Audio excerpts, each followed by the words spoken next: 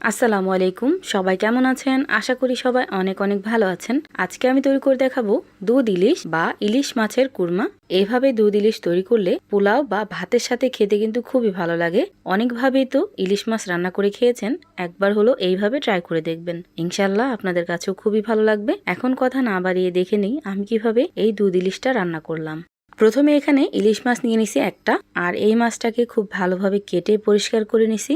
এখন কিছুটা পরিমাণ লবণ দিয়ে 10 মিনিটের জন্য রেস্টে রেখে দেব, যেন লবণটা খুব ভালোভাবে মাছের গায়ে লাগে। 10 মিনিট পর আমি এই মাছটা রান্না করতে চলে যাব। একটা কড়াইয়ে দিয়ে দিলাম পর্যাপ্ত পরিমাণ তেল, দিয়ে দিলাম 1 কাপ পরিমাণ পেঁয়াজ কুচি, দিয়ে দিলাম কাঁচামরিচ কুচি, 2 টুকরো দারচিনি দিয়ে দিলাম। এখন এই পেঁয়াজটাকে কিছুক্ষণ ভেজে নেব। পেঁয়াজটা যখন খুব ভালোভাবে ভাজা হয়ে যাবে, ওই পর্যায়ে এসে এখানে আমি দিয়ে দিব আদা আর রসুন বাটা। এখানে আমি 1.5 চা চামচ পরিমাণ আদা রসুন বাটা ব্যবহার করলাম। দিয়ে দিব 1 চামচ পরিমাণ জিরা গুঁড়া। অবশ্যই এই ইলিশের কুরমাটা রান্না করার সময় এই আদা রসুনটাকে খুব ভালোভাবে তেলের সাথে ভেজে নেবেন, এতে করে আদার একটা এক্সট্রা গন্ধ চলে যাবে। এই ইলিশ মাছটা রান্না করার জন্য আদা আর এই জিরা গুঁড়াটাই কিন্তু মশলা, এছাড়া কিন্তু অন্য কোনো মশলার এখানে প্রয়োজন হয় না। পানিটা দিয়ে এই মশলাগুলো খুব ভালোভাবে একটু কষিয়ে নিব। এই মশলাটা যত ভালোভাবে রান্না হবে বা কষানো হবে, ততই কিন্তু এই রান্নার টেস্টটা বেড়ে যাবে।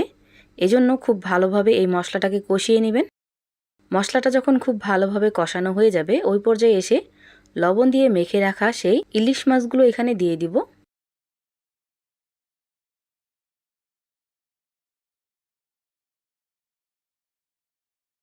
এখন দিয়ে দিলাম 1/2 কাপ পরিমাণ লিকুইড দুধ। দুধটাকে খুব ভালোভাবে একটু নাড়িয়ে চাড়িয়ে দিব, যেন মশলার সাথে খুব ভালোভাবে মিশে যায়।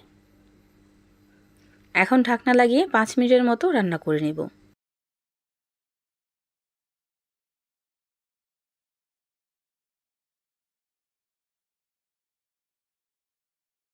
আর এই তো দেখতেই পাচ্ছেন 5 মিনিট হয়ে গেছে। এখন আমি ঢাকনাটা উঠিয়ে নিলাম। এখন কিন্তু আর ঢেকে রান্না করা যাবে না। এই দুধ ইলিশ রান্না করা কিন্তু খুবই সহজ, বাসায় অবশ্যই একদিন ট্রাই করে দেখবেন। দিয়ে দিলাম 1 ফালটি লেবুর রস, এখানে 1/2 চামচ পরিমাণ লেবুর রস হবে। এখন এভাবে রান্না করে নেব যতক্ষণ পর্যন্ত কাঙ্ক্ষিত গ্রেভিটা না হচ্ছে। এ পর্যায়ে এসে 2 চামচ পরিমাণ গুঁড়া দুধ 1 চামচ পরিমাণ পানি দিয়ে খুব ভালোভাবে মিশিয়ে এখানে আমি দিয়ে দিলাম বিক্রমপুরের ঐতিহ্যবাহী একটা খাবার বলতে পারেন এই দুধ ইলিশটা। যে কোনো অতিথি আপ্যায়নে এইভাবে কিন্তু আমরা ইলিশ রান্না করে থাকি।